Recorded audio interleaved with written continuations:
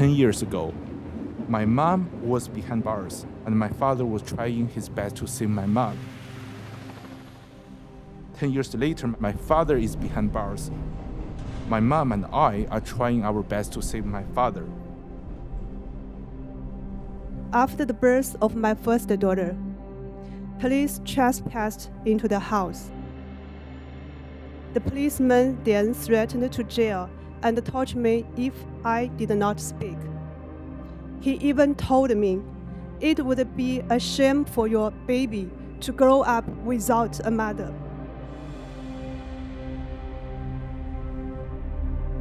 Few events in recent Chinese history have had as profound an impact on the country, and few have met with such a powerful campaign, forcing the entire world to ignore or forget. They say, well, maybe this is not affecting United States citizens. It definitely is. It definitely is. But today, we could be witnessing the unfolding of the most untold story of human resilience of the 21st century. So the big moral question of our time, are we going to seize on this opportunity? Are we going to do the right thing? Because if we let it happen to others and we profit by it, we can hardly complain when it happens to us. And I think that the creep happens very, very quickly if you let it, because they want us to be more like them, not them to be more like us.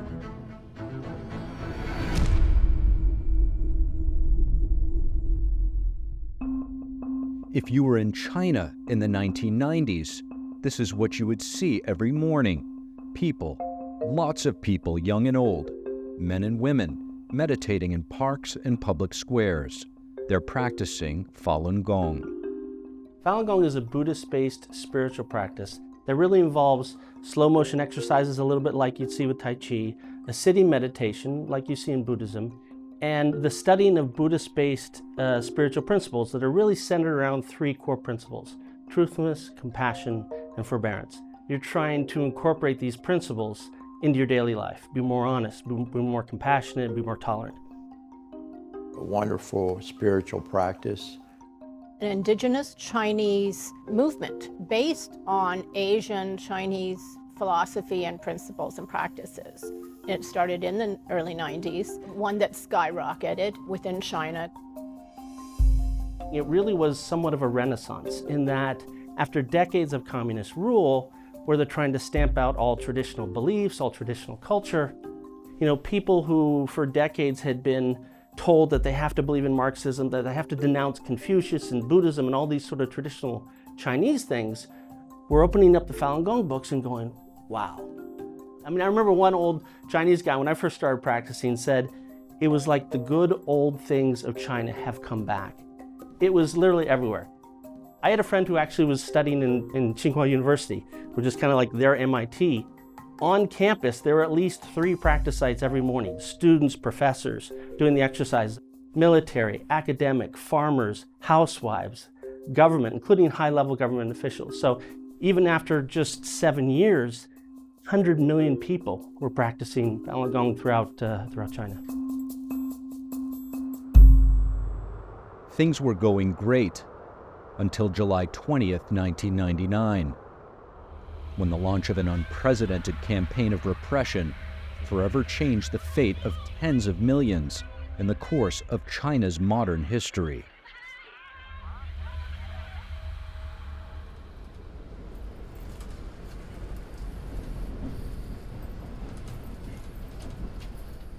I came here around 2012 for my graduate study and also for the freedom. Actually, when I graduated, I got an offer from a Japanese automobile company. I can go to Japan, but my parents said, no, you go to US. You go to US. So they know US is the beacon of the freedom, and that's why I'm here. And I think I'm at the right place. I met you a few years ago, and I was very impressed. He's indicative of some of these immigrants that have come over, hardworking, value education, and very loyal friends. So, I was devastated when I heard what was going on, and I wasn't going to sit back and take it. Joe's parents are both practitioners of Falun Gong. Actually, my father was in U.S. 2019 December. He is the eldest son in the family, and he thinks it's his responsibility to take care of my grandfather. So he went back to China in 2020. But in the end, my father could not attend my grandfather's funeral. My father was in prison at that time. It's really a big tragedy to my family.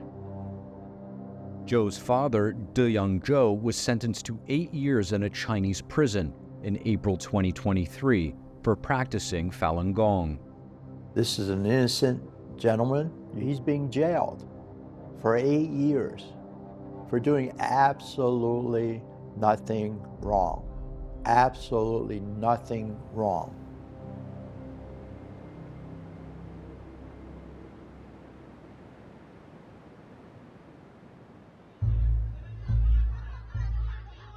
It all began in the middle of the night, July 20th, 1999, when China's ruling Communist Party started a nationwide Cultural Revolution-style campaign to eradicate Falun Gong, a practice they once supported. Officials orchestrated public burnings and the destruction of any Falun Gong-related books and posters, police launching massive arrests nationwide. Like instantly people were being pulled out of their beds from, and across the country being thrown into prison camps and labor camps. That's when my mom was sent to the brainwash center. She was simply delivering flyers on the street, and she was caught by the police officer. The family member cannot pay my mom a visit, so he was in a solitary confinement for more than 40 days. When Jiang Zemin initiated the persecution in 1999, police broke into our home and arrested my dad. Later, my mom was also arrested. After being tortured and abused in detention, my father died following his release from the detention center in 2009. Meanwhile, my mom was arrested repeatedly. Since 1999, she has been arrested 11 times and has spent 10 out of the past 24 years in detention, just because she practiced Falun Gong. There is different level of persecution in China. You have the prison, you can be sentenced to prison for 80 years, and then it's a labor camp. But the labor camp was actually abolished several years ago, but it's very, very common method of persecution like 10 years ago. And then it's brainwashing center. So for the brainwash center, the thing with that is you don't need, the police can just send you to brainwash center without the consentment of the court. Basically, the police can do anything.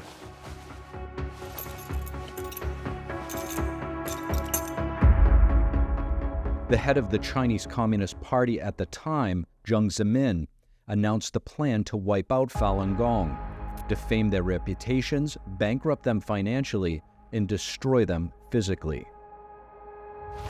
They'll put you through high-pressure psychological techniques like chaining you to a chair where there's a TV screen blaring at you 24/7 how evil your beliefs are and you are.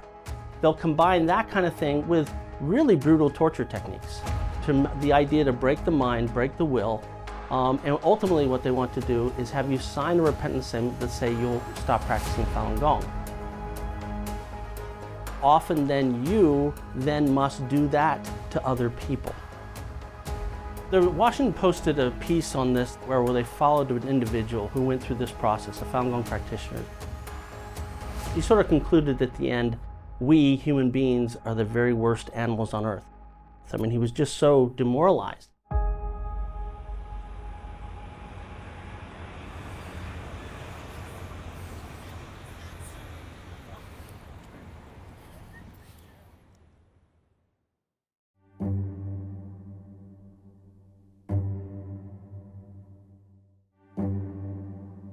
Our family remained separate, and in 2017, a year after my mother Aihua was released, we thought this was finally the chance to reunite for my brother's wedding. However, she was denied a passport because she practiced Falun Gong. Our mother was sentenced to 3 years. So right now, your mother is in a Chinese prison. Yeah. How, why, and what is her situation? Actually, I have no idea about her current condition, but I know my mom was arrested last year, July, and the whole year my family couldn't see her, and we don't have her any condition. And my father was actually 62 years old. He has lost almost all his teeth.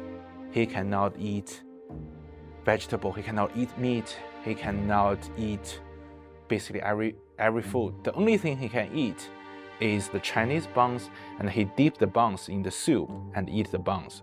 That's the only thing he can eat. So I'm very concerned about his mental and physical health. And he has been in the detention center for 2 years. So this is very outrageous. And his health has declined since being in the detention center, Yes, just to make that clear. Yes, he lose a lot of weight, yeah. This is just an example of what's going on in China.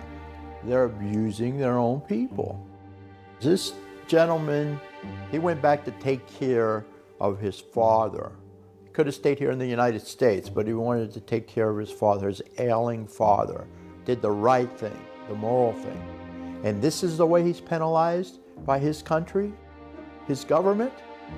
You know, what are these communists afraid of?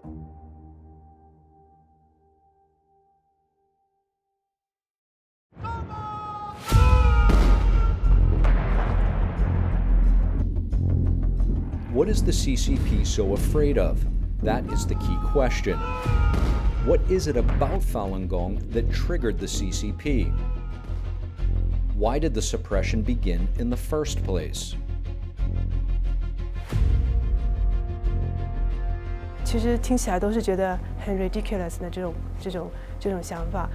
法轮大法在中国红传，那很多人就是通过修炼法轮大法之后呢，道德回升呐，然后呢人心向善呐，那其实应该说对中国社会是一件好事。可是很奇怪的就是，中共害怕一个国家一个政府，他居然害怕这么多人去做好人，这是让人觉得很难以想象的。So the first was the numbers. 100 million people practicing Falun Gong. At that time, that's 1 out of every 13 people in the country. That's 40 million more people than there are total members of the Communist Party. So when the Chinese government did a survey in late 1998 and found out those numbers, that made a few leaders nervous.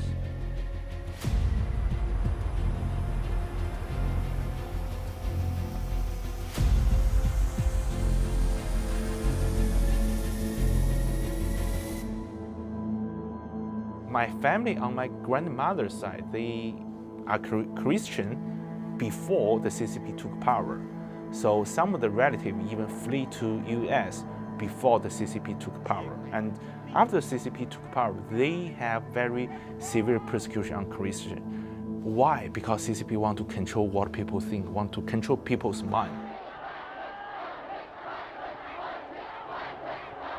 If someone believes in religion or someone believes in doing good deeds, then it can be a threat to CCP because at some point they will refuse to follow the CCP's order. That's why CCP started to persecute religion, started to persecute Christian, and then the Buddhism, and now the Falun Gong. So it's a tradition with CCP. But the key issue, the thing that really pushed it over the edge was the top man of the Chinese Communist Party at the time, Jiang Zemin. He was the first leader of China who didn't go through the revolution. He didn't really have any street cred among the other leadership, and he was desperate to build up this sort of cult of personality around himself, much like Mao and other leaders. And right as he's trying to do that, in the 90s, Falun Gong is taking the country by storm. And it was that political motivation, tragically, was what really started the persecution.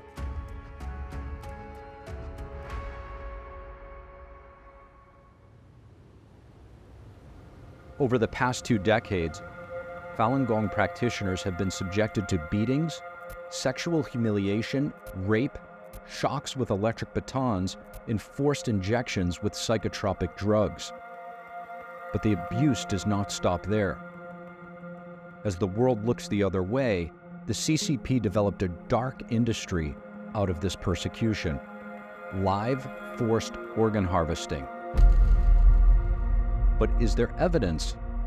Why did the issue come to light and receive such little attention until recent years? And what role has the United States and the free world played in this dark industry? There's disturbing news just out from London. An independent international tribunal concludes that China is killing prisoners in order to harvest their organs. Organ transplant. The first time I even heard of the concept, it was almost too bad to be true. It was almost unbelievable on its face. China was not a player in the organ transplant business at all until they had hundreds of thousands of Falun Gong practitioners as detainees. And then suddenly, just over a few years, they skyrocketed to become one of the leading destinations for organ transplant operations. And it raised the questions, it begged the question, where are these organs that are being transplanted coming from? According to Chinese Vice Minister of Health, the number of transplants performed each year went from several hundred in 1999 to well over 10,000 a year by 2008. And the China Daily newspaper reported that the actual number in 2006 was 20,000. And now it is widely recognized that China performs the second most amount of transplantations, only second to the United States. Even more troublesome is evidence that China seemed to have an overabundance of organs and that their medical tourism business was booming. They had hospitals advertising all over the internet that they could guarantee patients organs within the time frame of weeks, and they could even schedule them in advance. To put that in perspective, the United States waiting time for a kidney is over 3 years. We are confident that in just a few years, China will become the #1 organ transplant country in the world. You can connect the dots, and it started to look very, very bad for the CCP, the Chinese Communist Party. Well, how come I rang up? I was offered a liver very quickly from a hospital in China. How is that possible? I don't want to listen and answer the question somebody with some political agendas. I've heard directly from some of my constituents about this, and what's particularly unsettling is that this practice allegedly targets prisoners of conscience, including practitioners of Falun Gong. Family members would be presented with a box of ashes of their loved ones, maybe weeks, months after they were taken away. You had testimony from doctors and other prisoners, guards, that this was happening. 就对这个法律规的这种提供的说是很好。这个网都是这样。这边的话就是，比如说像那个就是监狱犯人那个练法轮功的这样的犯人，活体能够有保证足够吗？对呀，可以啊，你到时候可以直接过来再具体谈，看他能不能帮我找到法轮功活体。你在那里肯定没问题。啊，能找到啊。那我可以跟你说。他们那个拿这个是轻而易举。I believe that there is evidence of genocide here. I mean, it's terrifying, right? I mean, these people are being disappeared for practicing something that they believe in. They're the right age and the right condition. They're disappearing to provide those organs to other wealthy people in China. Of course, you are a surgeon yourself who's conducted transplant. Yeah, this is really personal to me because I understand the transplant world itself. Basically, China is murdering, and I'll be very clear about that, murdering prisoners of conscience, people who do not believe like the Chinese Communist Party. They're using humans as guinea pigs to supply organs, either for their own domestic supply or to export them. This is an absolute horrific crime. This is a barbaric practice that would make a Middle Ages executioner blush. It shocks me in particular because I am aware that American medical institutions and hospitals are playing a role here. And I have seen lists of 344 organ transplant surgeons who were trained in this country from China, trained by our own medical schools and hospitals, or have been supported. These transplant centers have been supported by our transplant sector in some way, either with joint research or research money or other kind of foundational support. And that continues to this day. They're unspeakable. These things were unspeakable. Yet China's doing it. The Communist Party of China is doing it to their individual citizens with impunity. And we go and shake hands and work business deals. If that hand was being extended to you with the blood on it of someone that just took out somebody's organs, someone that was unwilling to give those organs up and lost their life because of their belief, would you be so willing to extend your hand in friendship or in business partnership or even in diplomatic partnership?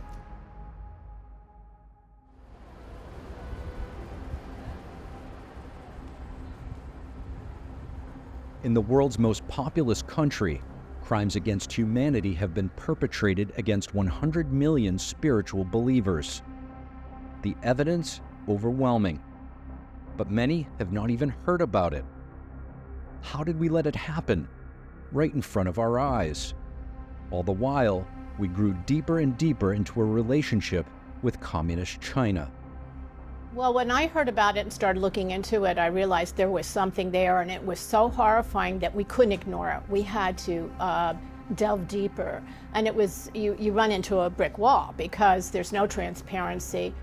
You know, I was trying to enlist, and others were trying to enlist American government, members of Congress, medical people, medical sector, in trying to find out what was going on. And there was just, you know, there wasn't a lot of confidence that this was true.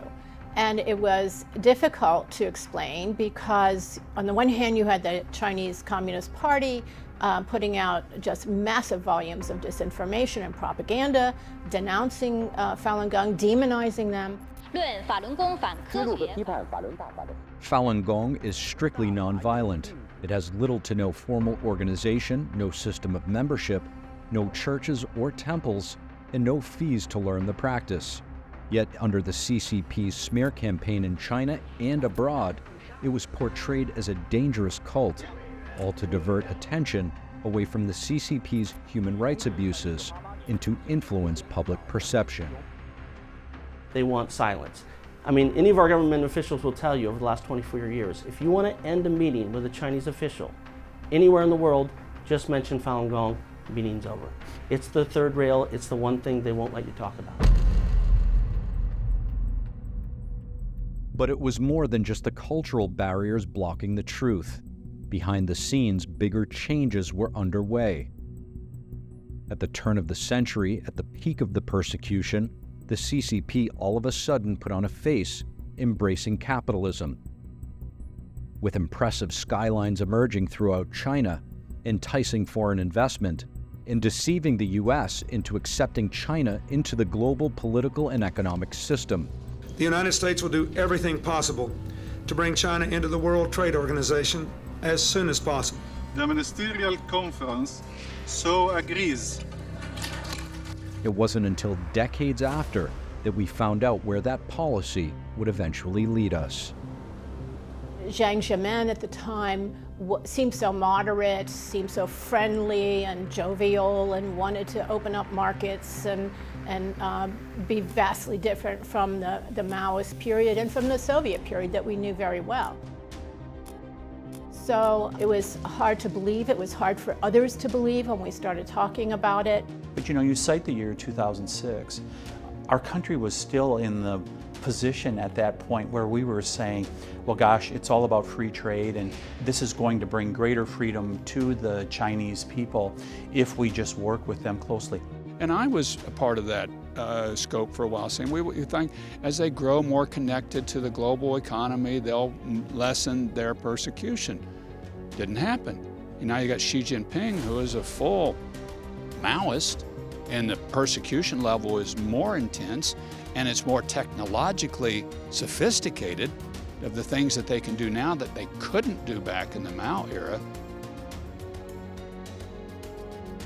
You find this throughout U.S. history. A lot of times I know what's going on, but I really don't want to hear about it, and I don't want to look at it.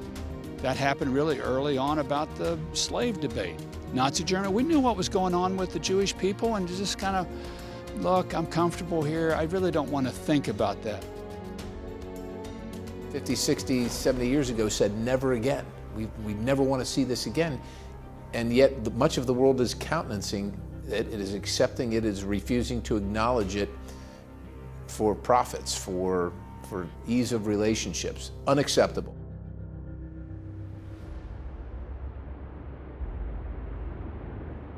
The CCP's efforts paid off.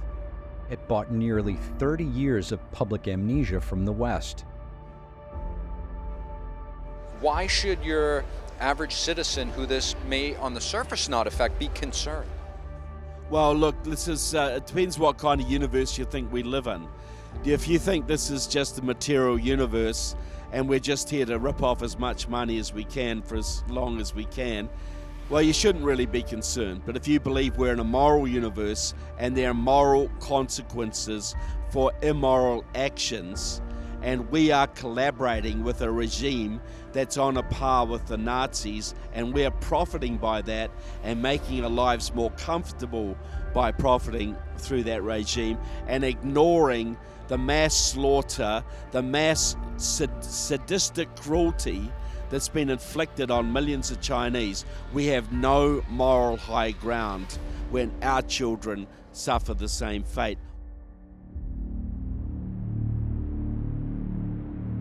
You need to know that what is being done in China to Chinese people of various stripes is certainly in prospect for us if the Chinese can get their hands on us.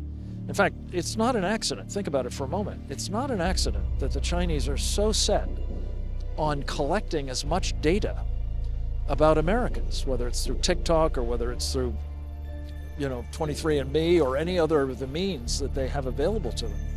Health data, DNA data, and other personal information, because this can help them target you. So this is not somebody else's problem. This is something, again, that we ignore at our extreme peril.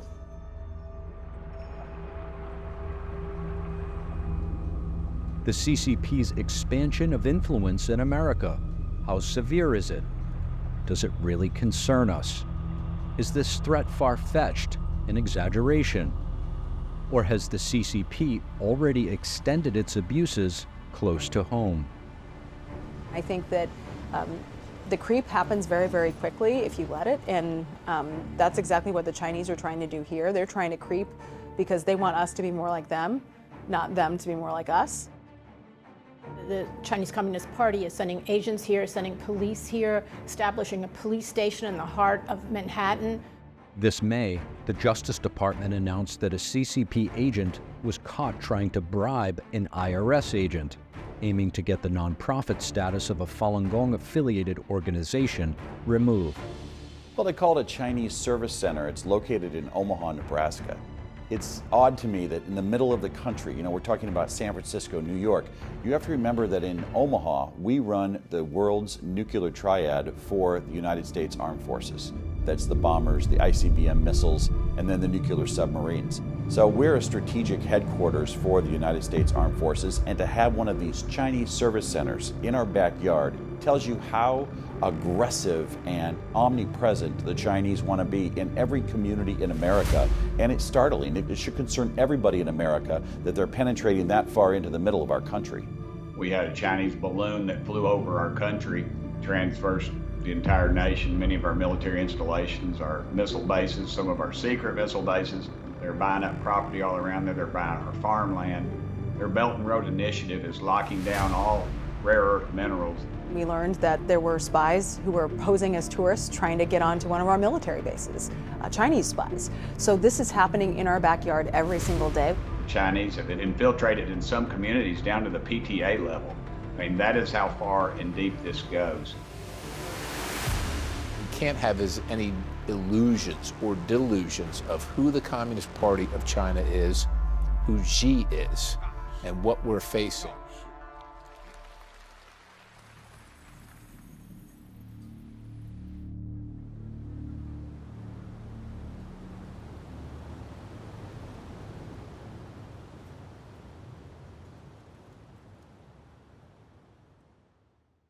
So if I could ask, what does July 20th mean for you?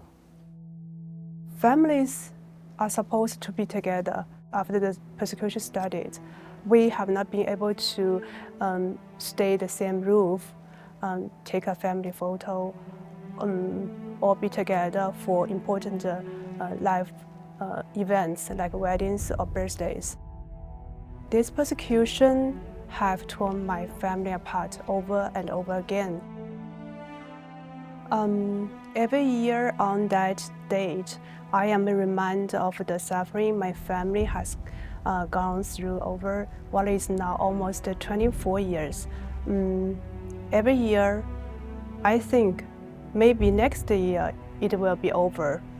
I think about how many families there are like mine, and about how much they have suffered also. And your dad right now is sitting in a labor camp. What his incarceration put you through, and both, you know, psychologically, you must be very stressed out just thinking about him and how he's doing. Not to mention, you didn't even know where he was for a period of time. When I learned they sentenced my father to 8 years in prison, it's overwhelming to me. It's like you just kind of give up. You don't know what to do because they are so strong. I'm in US, my father was in China, and this whole government with all the power and with all the money are persecuting my father, and I'm just nobody.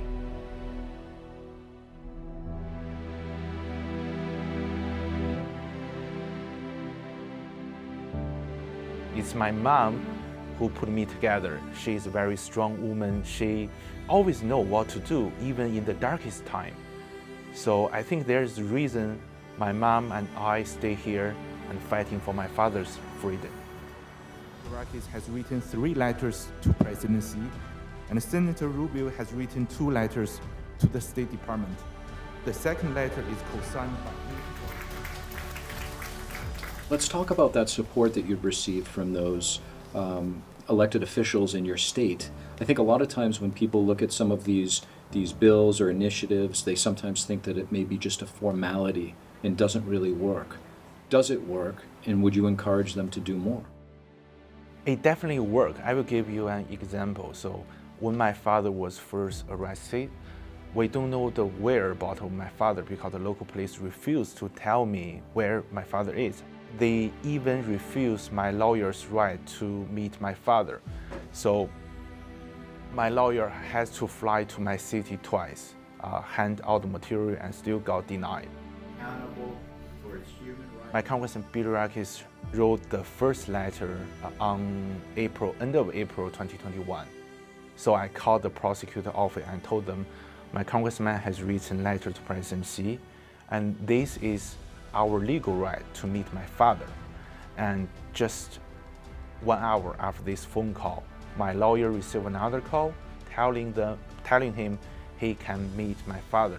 That's the first time my lawyer can meet my father. And ever since then, my lawyer has no trouble meeting my father. So it just shows like how international support can make a difference.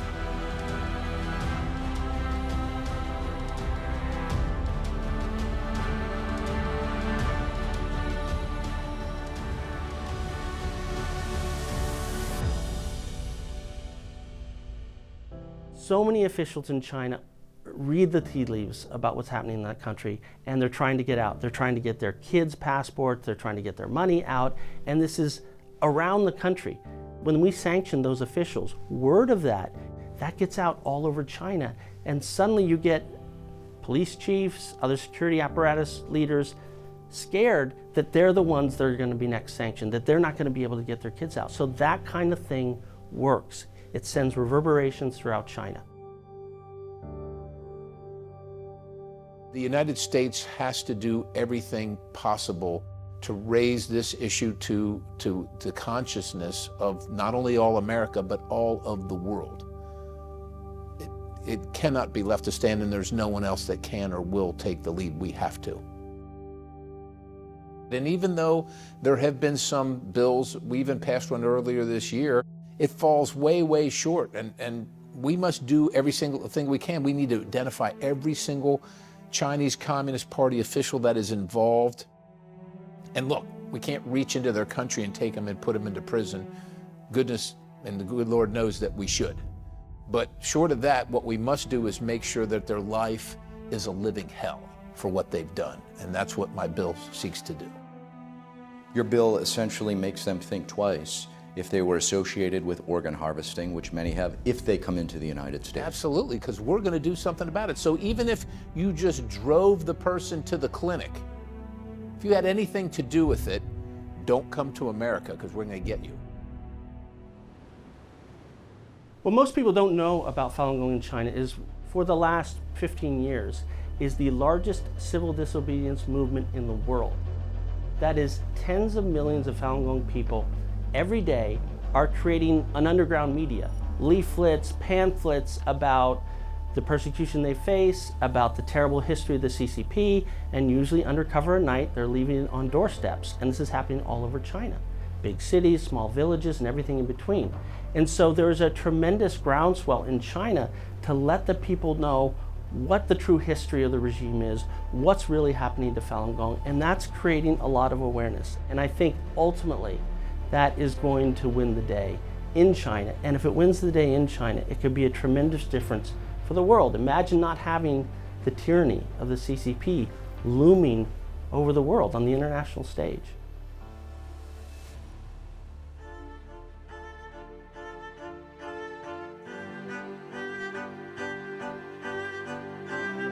Business and labor have to get together and say, hey, this is wrong. Let's shut this stuff down. And the way we shut it down is we got to quit sending them our dollars for cheap products. Look, we got to use the moral power of our vote, the moral power of our money, and the moral power of making a stand. If we can do that and we can destroy the CCP through moral methods, we may never have to fight them physically. Our boys, if we can stand up morally, our boys will not have to die fighting them in the battle.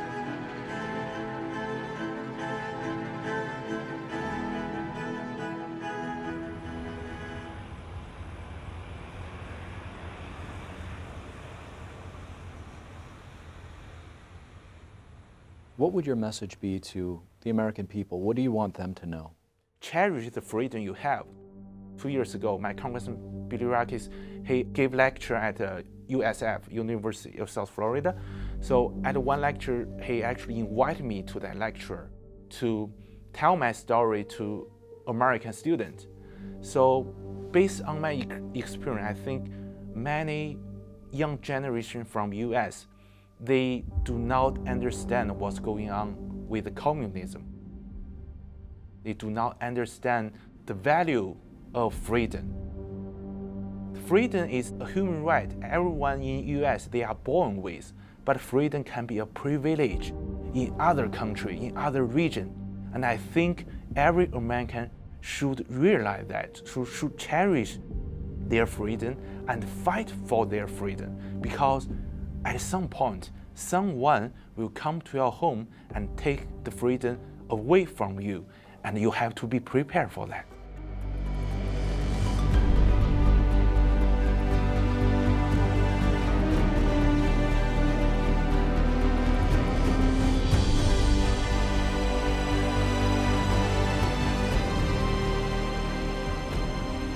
What would you say to the millions of Falun Gong practitioners around the world and the ones that are being persecuted? We hear you. We know what the Chinese Communist Party is doing. Stay strong. They're resilient people. Keep up the good work. Don't give up your principles, and help is on the way. I hope you will keep the faith, because we in America will always stand for those that believe in religious freedom. But more importantly, that's simply a human right, and it's recognized by most people around the world. And I hope that they will keep the faith that someday they will be able to be free people out from the yoke of communism. Our message, my message to them is to stay hopeful, keep believing, keep practicing, know that help is on the way, know that you're not alone, know that all things worth achieving, worth saving, require sacrifices. And if your sacrifice is that silent suffering while you do your work, then that's part of it. And look, this is the road less traveled, which means that not everybody's on it, but you're on it, and there are people that are on it with you, even from afar. We hear your cries, we hear your pleas, and we're going to do everything. I'm going to do everything I can in my power. I'm not in charge in China, but I have something to say in America, and I'm going to let as many people know so that they're aware of it. And it's hard to be patient.